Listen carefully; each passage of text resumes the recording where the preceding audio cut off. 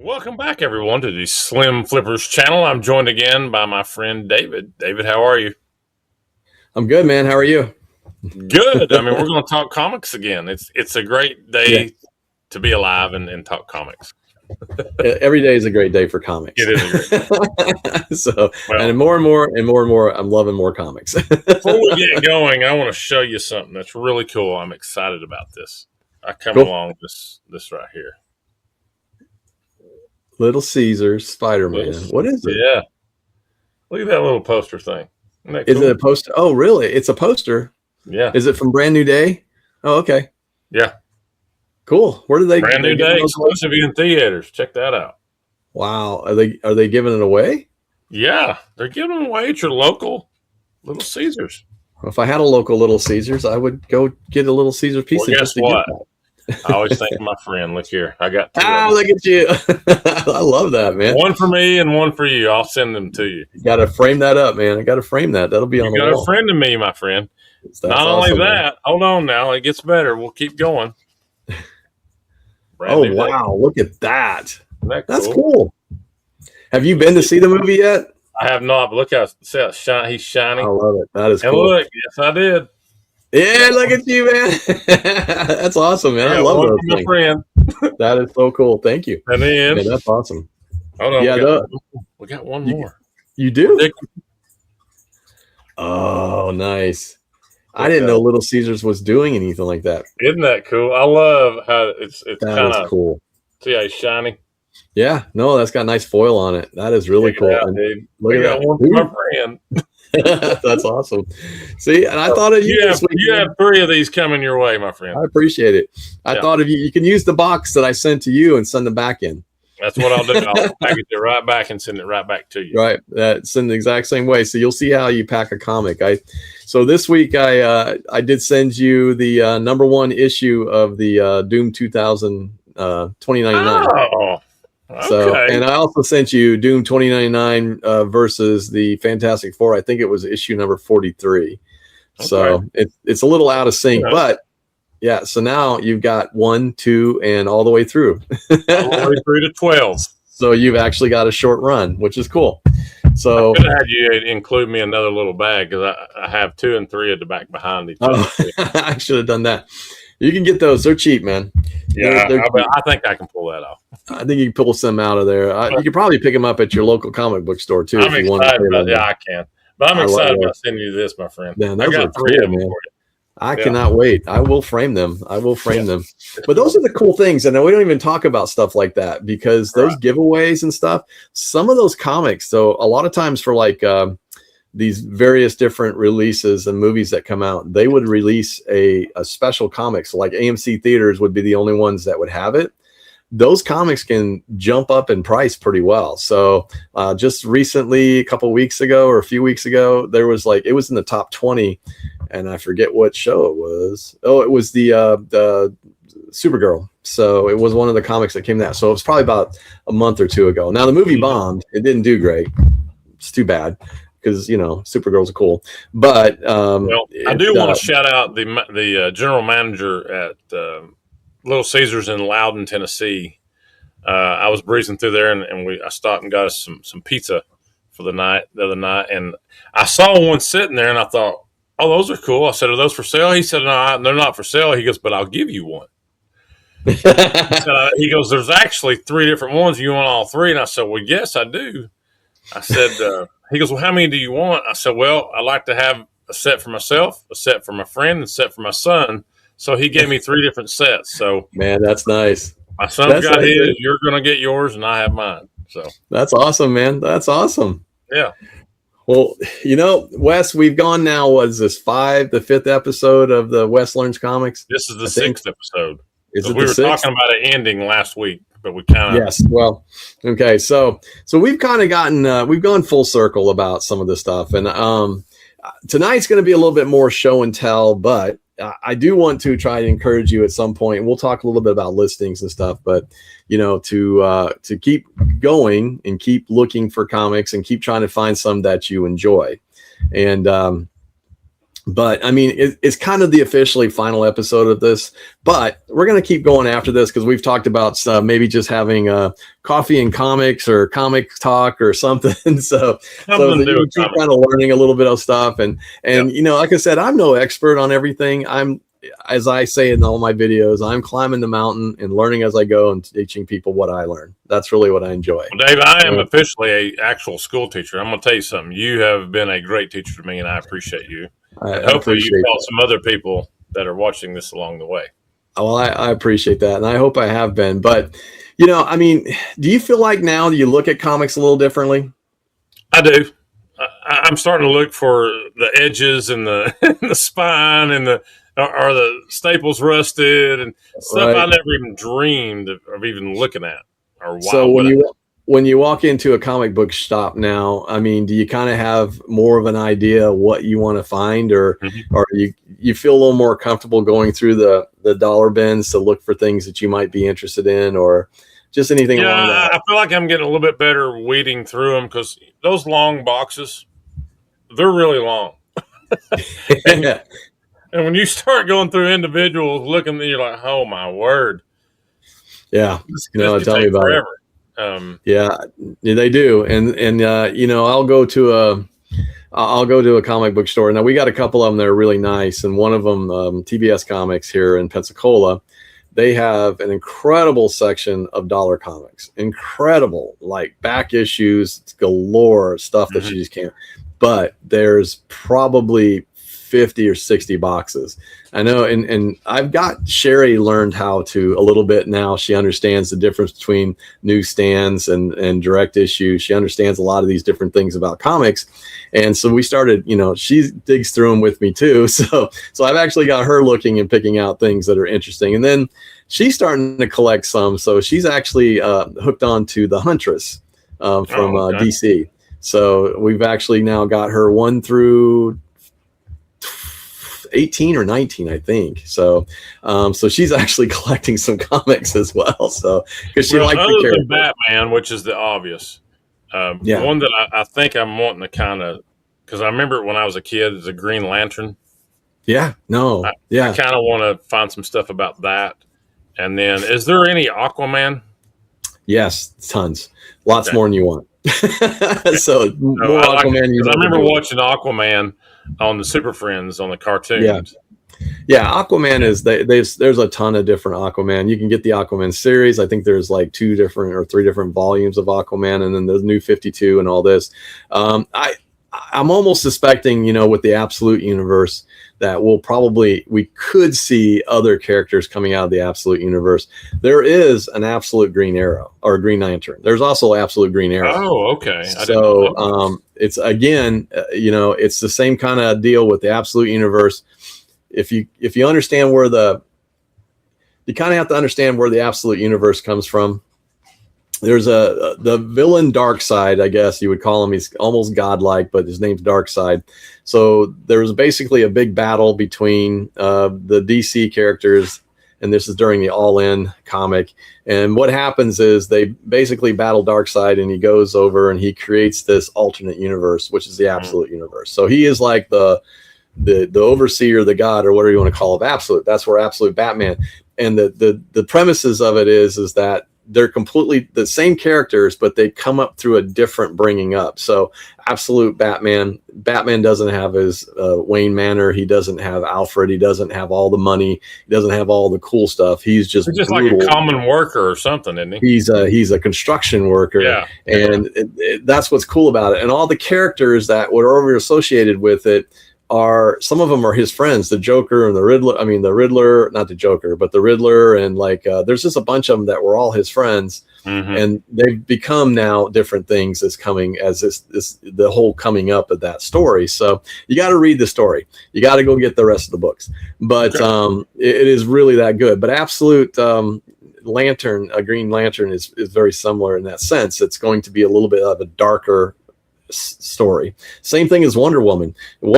I've gotten now through, I think, the first 12 books or 14 books, but Wonder Woman basically, the original Wonder Woman grew up in paradise with the Amazons, and she lived this wonderful life, and they were all taking care of her, and she's beautiful and everything is great. When did the invisible plane come in? That's what I want to know. It doesn't on the Absolute Universe. Okay. It doesn't. She actually was raised in hell. Oh. She is the last Amazon still, but she was raised in hell by Circa, and basically on an island in hell is what but she's still Wonder Woman, and she's still saving people and doing all this stuff, but she does not have an airplane. She actually has a Pegasus. That's actually you put away her clear plane, her skeleton Pegasus. So anyway, you got to read it, man. I didn't come to talk just about the comics of what I've been reading, but I'm actually trying to read more books now, because I talk about a lot of these books, and in my show, I try to talk about what's going on. I try to find different angles and things to talk about, but I talk about the top comics and stuff. So I find myself now going and getting comics or trying to read it. I also have the Marvel online, and I can go in and read comics on there. But so it's fun. I mean, I'll have 15 minutes in the day, and I'll grab a comic, and I'll just read it, and I'll read it. We'll talk about that in a minute. So I read through them and try to learn something about it, and then it makes more sense when I'm actually talking about them and stuff. But so you look at comics differently, and that's great. And I'm excited. I'm excited that you're kind of getting into it. And again, I sent you the Doom 2099 and the other Doom issue, and you should be getting that pretty soon. But what's cool for me, David, real quick before you really jump into it, is I'm noticing stuff now, whereas I never noticed it before. I would have probably never even paid attention to those Spider-Mans at the Little Caesars. I mean, I'm just there to get my pizza, walk out. But all of a sudden, I looked over and I thought, wait a minute, Spider-Man. So you'll start to. That's the whole thing. Is like, and you'll start to see that too with deals. Like you'll go to a garage sale now, or you'll go to a sale or an estate sale, and you'll see comics that you never really noticed before. Mm-hmm. And because you're now looking for them, and there's something that you're kind of interested in, and you'll start buying them, and you'll start doing the same thing I did. I mean, it just it's a natural thing. Like I'll go through and start looking for garage sales, and if I see a comic, or if I see like Spider-Man or any kind of figures or anything like that, I go, there's probably comics there. I'm guessing, so right. I'll show up and hopefully glue those pieces together, and you're like, So you start seeing them totally different. So but but you're already you're starting to kind of get that collector's edge. That's where you're because eventually what'll happen, and you're not quite there yet, but eventually what'll happen is that you'll find something that you like. Once you start getting into something you really like, you'll start reading it.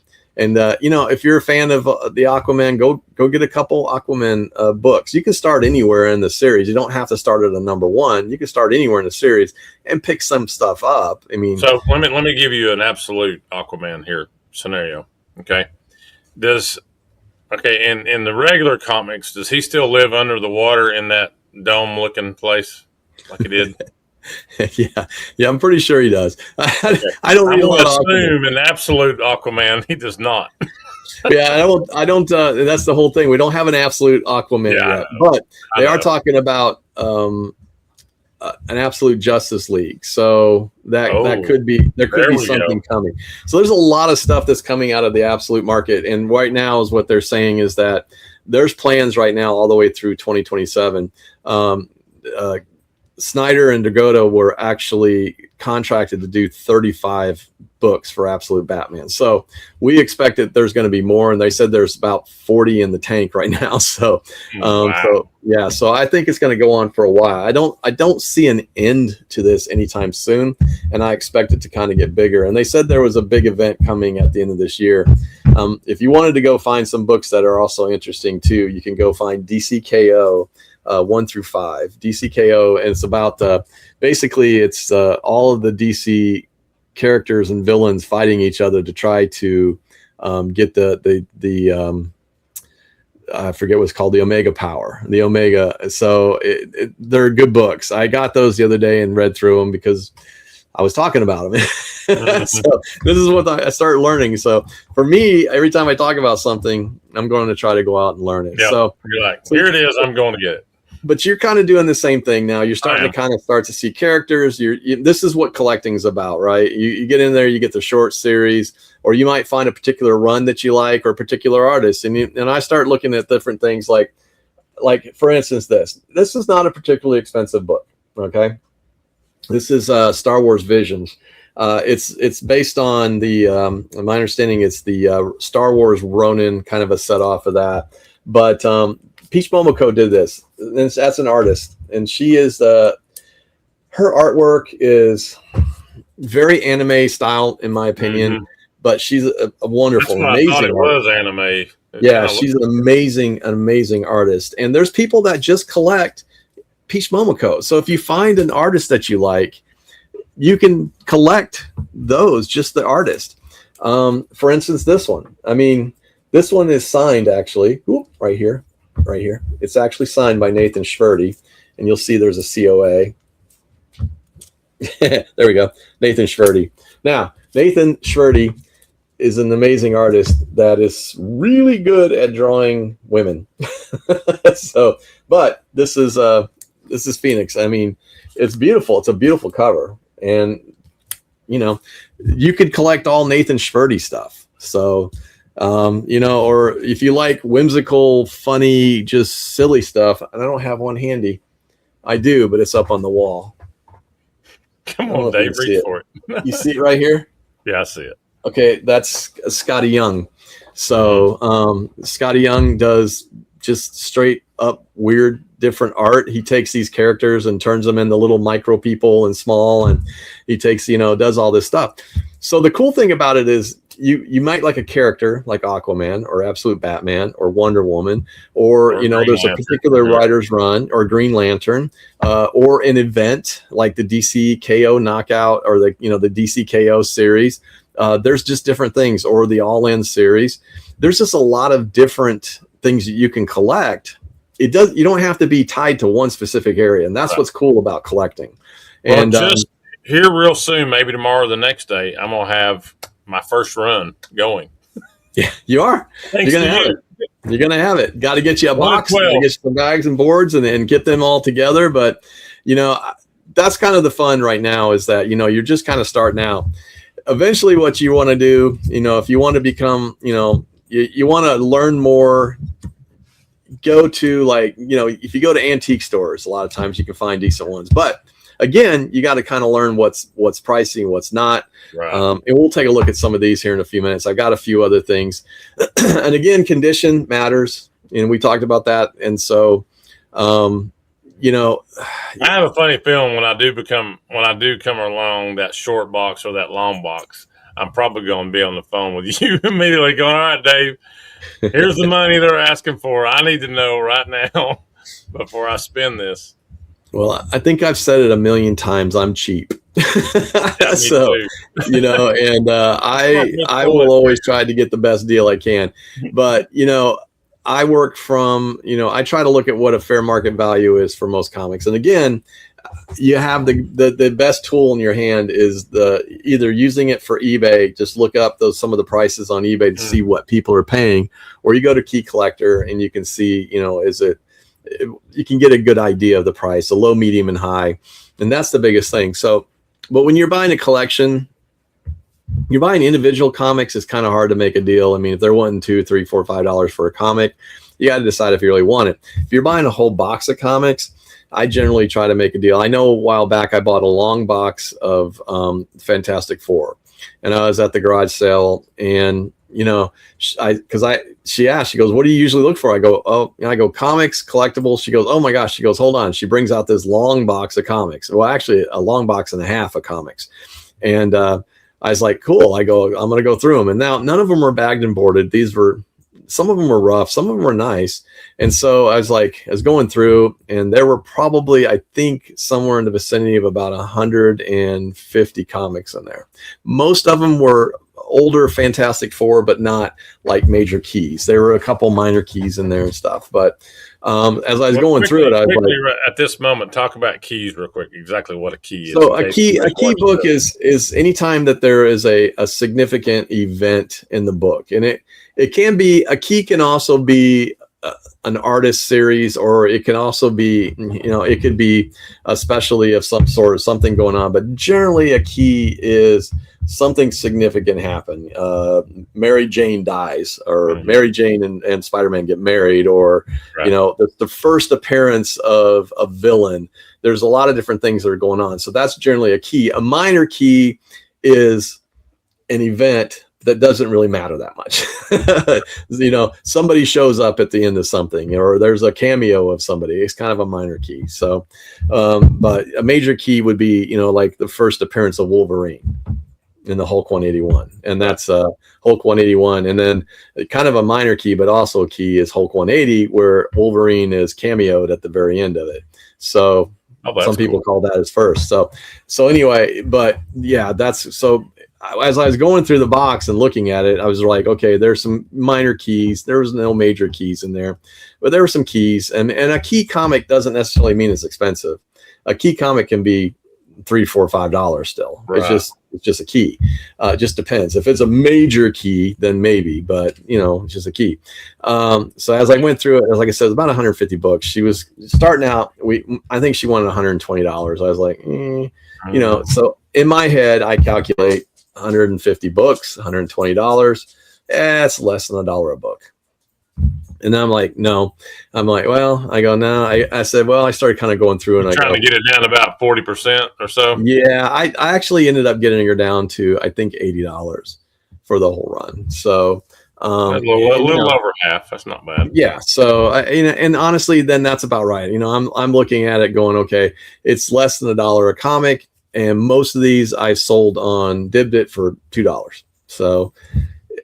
And there's a few of them that went on eBay. So, they were good enough to put on eBay, and there's a few of them that went into auction, and then there's other ones that go into my booth. So I have places to sell all these, but that's kind of what you start doing. You start going through that big collection, and you start going, okay, how much do we want?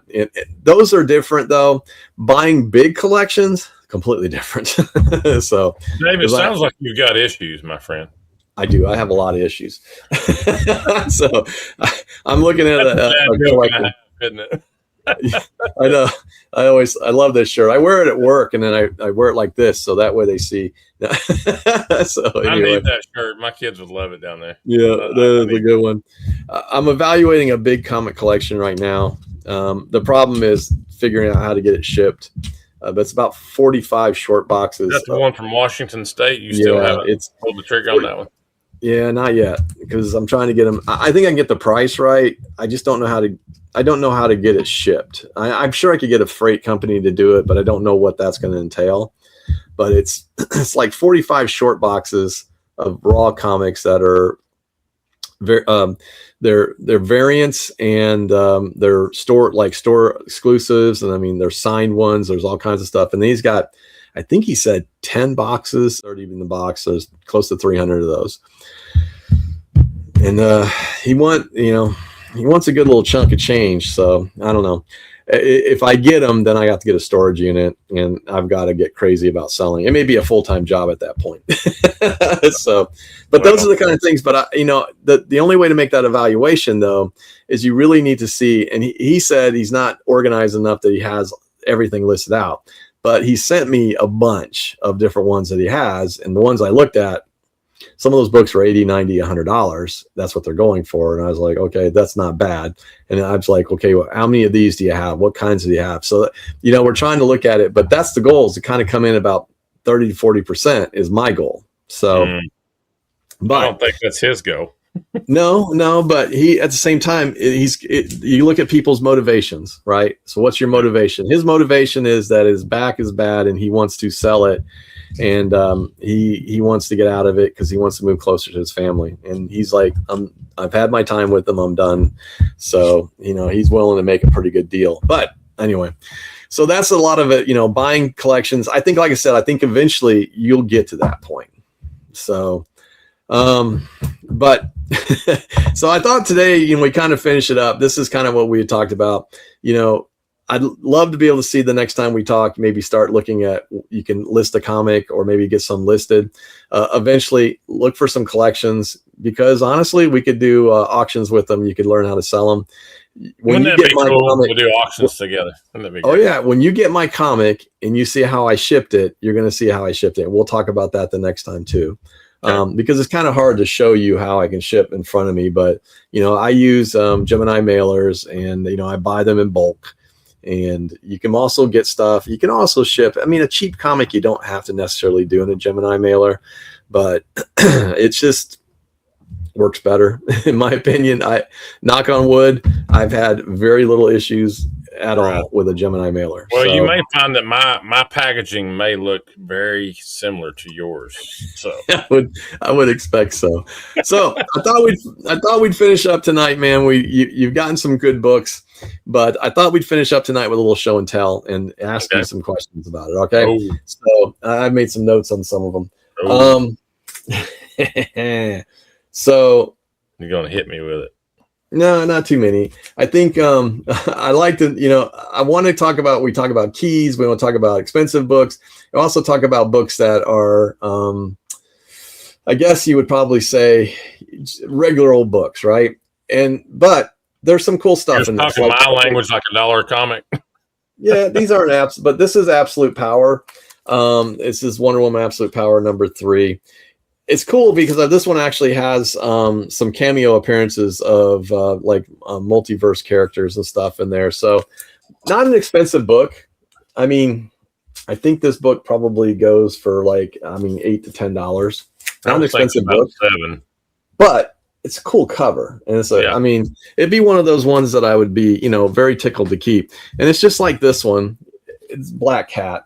Nothing special about it. But again, we talked about, there's no writing on this, so that's a virgin. This is a variant, and it is a virgin. This is Lee Inyuk, and he does some amazing work. So beautiful book, beautiful cover. So when I first started collecting, I was definitely drawn to the artwork. I mean, that was the first thing. And we already talked about that's. I feel like that's whoever gets into it. That's visually. That's one of the very first things that you really attach yourself to. Yeah, absolutely. Covers do get you. And that's where I kind of started with a lot of this. I mean, the covers are where I kind of got to, what I was starting to kind of get excited about when I first started, because I don't know, there's just something about the old artwork and the stuff that they do. I have to be careful because these are actually listed on eBay. But I pulled them out because I wanted to show you. All right. So what do you think? Expensive book, not expensive book? I'm gonna say it's a 20-cent book. I can't see the edges very well. I'm trying to look at the edges. Well, the edges, I can tell you that this is pretty clean. I would say this is a mid to upper grade. Okay. It's got nice. Right. So I'm gonna say I'll say $40. You would be wrong, but okay. But that's okay. That's okay. You're still learning. So this is Marvel Tales #48, and again, this is this 1973. But the Marvel Tales, and you would learn this as you see these. This is actually a reprint of Spider-Man #65. Oh, okay, it's a reprint. It is a John Romita cover. John Romita Sr. It's Bronze I was Age, thinking it was the first print. So yeah, but it is actually now it's still a 20-cent comic. Okay, still 20-cent comic, but they reprinted a lot of these in Marvel Age all the way through. So this book, generally between in perfect shape, maybe $12, $15. Okay. The shape that it's in is probably $8. And then there's this one. I feel like that's probably the same area, right? Yep, same area. So yeah, it's 50. Number 50 is still it's a reprint of number 67 with Mysterio. And again, these are cool though, because they're reprints. Number one, a Mysterio cost you a little bit of money, but this one's kind of cool because, it has a good collector appeal. Now, this book, if it was in perfect shape, could be worth a little bit more, but generally $10, $15.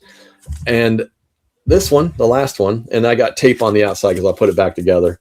You know who that is? Mr. Clean. No, it's no, I'm kidding. Kingpin, man. Kingpin. Kingpin. It's the Kingpin. So issue number 52. And again, it's a 25-cent comic. Again, classic John Romita senior artwork, but it's a remake of issue number 69. So these books aren't remarkably expensive, but the cool thing about them is that they're cool looking, and they are reprints in the sense. So there was a long run for a long time that Marvel did that. They just reprinted a lot of comics, and I mean, it was easy to reprint it because after X amount of years, there's new readers, there's new people getting them, and some of the other ones are harder to find. And this is the same thing. There's another one here that I'll do the same thing on this one too. But now again, I had a bunch of these. These are cool. This is number 56. Death Without Warning. Huh. Yeah, Death Without Warning. And that now actually was cool. Somewhere in this house, I have the actual issue number 75. so I have the issue number 75 that was originally made. You have the actual issue of it. Yeah, I have the actual issue. It's being, is it I'm behind cleaning glass? And pressing it. It's going to actually, no, it's actually going to go to CGC to get graded.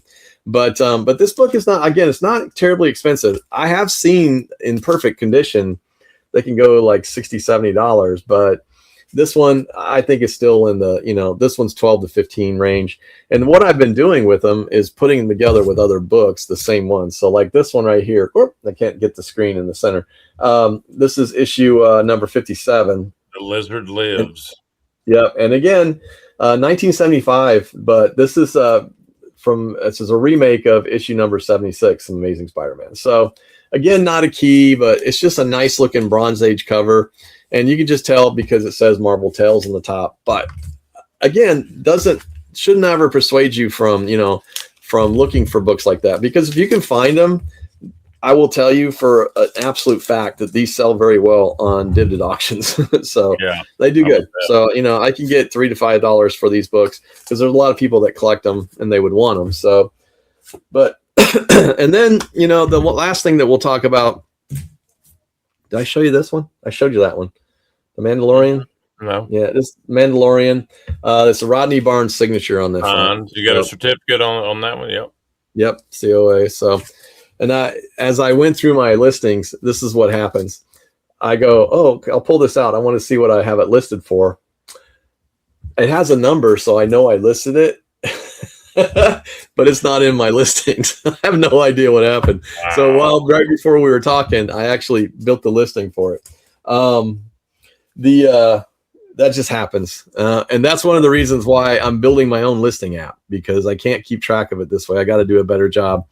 So once you kind of start getting into that and you start kind of getting used to you start liking, you find something you like there's a lot of options right there. You can find Marvel Tales all day long in dollar bins. You can, or in the back issues.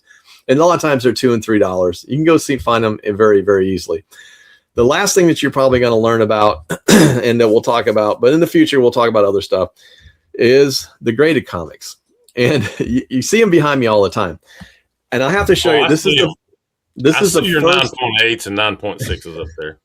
Yeah, I got some. This is the first graded comic I ever bought. And you're going to laugh.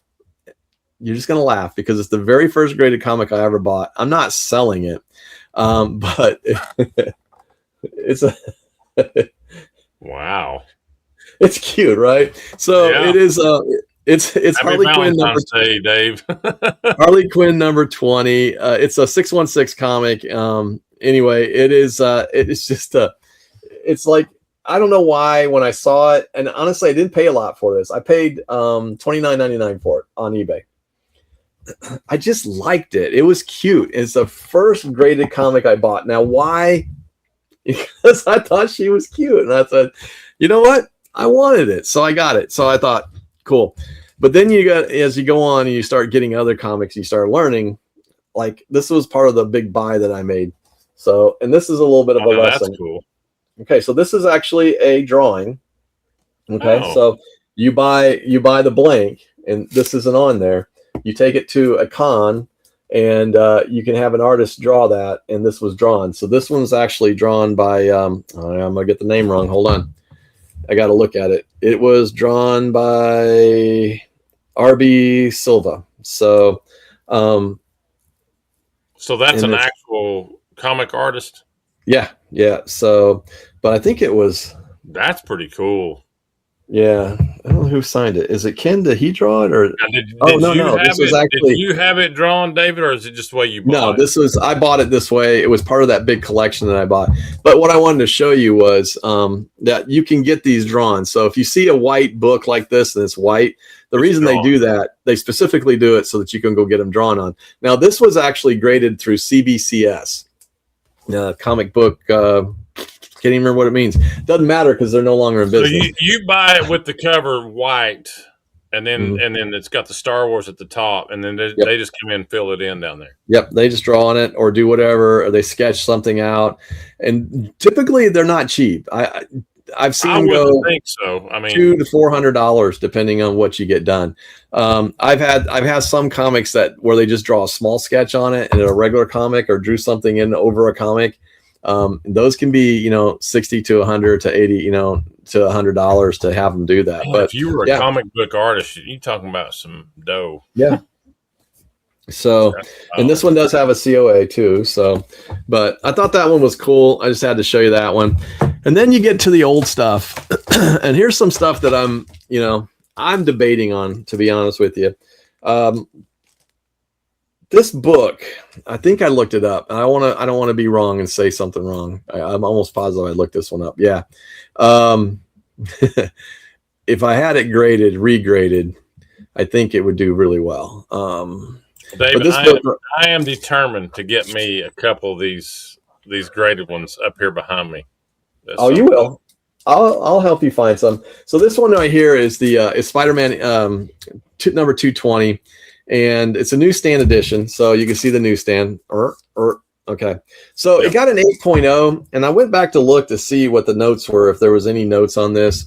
It does have a white pages. That is important. So white pages being that they look at the color of the page to see if it's good or bad. But it only got an 8.0. Now, an 8.0, this comic's not worth a ton of money. I mean, a fair market value, I think, is probably in the $35 to $50 range, which is probably about where I have it at. But there's also something you can do is called CPR. You can crack, press, and resubmit. This one might get that. I don't know. It just depends. I mean, what do you think you could really get an 8.0 up to? Honestly. Looking at this book, it does have a little bit of a blended corner. Otherwise, no spine ticks. I think you could get a 9. So I know for a fact that the guy cracking it and sitting that's where you have to decide. That's the thing you have to decide. Is it worth cracking and doing that? The guy that sent these in that I bought the collection from, I asked him, I said, did you have them cleaned and pressed, or did you just send them in? He said, I just sent them in. So, which means that there was never any cleaning or done anything on it. And that, there's a potential to get some decent money if you know how to do that. There's people that make a lot of money just cleaning, pressing, and reselling books.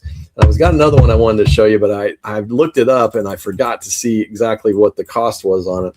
But this one is cool. Let's see what number it is. Hang on, number 3. But it's kind of cool. Let me see here if I can find it though. Where is he? This one right here. I'll pause it real quick. Yep, I got it. And let me see if I can get it to the camera right here. Got my screen all turned around. So there we go. All right. So this is another book. It's called The Creeper. It's just a cool cover. I don't know what you can even say about this. I'm sorry there's light on it, but I'm trying to find the angle. All right. Here we go. Hold it right there. Right there. Right there. All right. So this is The Creeper. And it came in at 8.5. Yeah, so this one is kind of cool. Nothing really special about it, but it is a Steve Ditko cover, and Steve Ditko is an awesome artist. And you either like him or you don't. I liked him, but this one's cool. Now, this book right now at an 8.5 is around $90 for a fair market value, which is probably about what I have it. I have it a little bit above the fair market value cost on my eBay. But this book would be one that if you could clean and press it, if you could get a 9.8 out of it, it'd be worth $500. That would definitely be worth it. Right. So that's a big thing when you're learning. Have you considered cracking that one?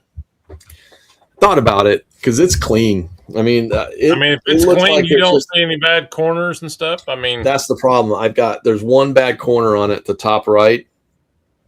The rest of it looks to me like it just needs to be cleaned in the back. So it has a little bit of smudging down at the bottom, and this corner up here is dinged. I don't know if you can see it. Mm-hmm. It's definitely dinged, but if you look at it on this side, let's see. See if I can get it up there to the glass, to the mirror. There you go. You see that top corner? Yeah. You can see it up there. If you look right here, you see it's bent over. It's missing.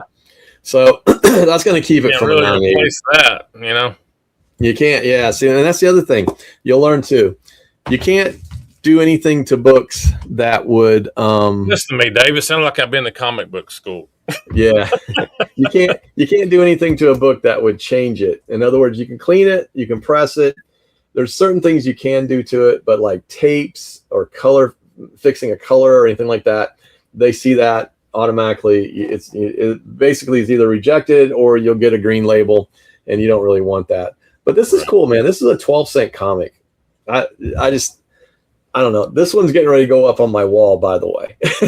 So, just because package it and ship it, I can display it up here behind me for a while.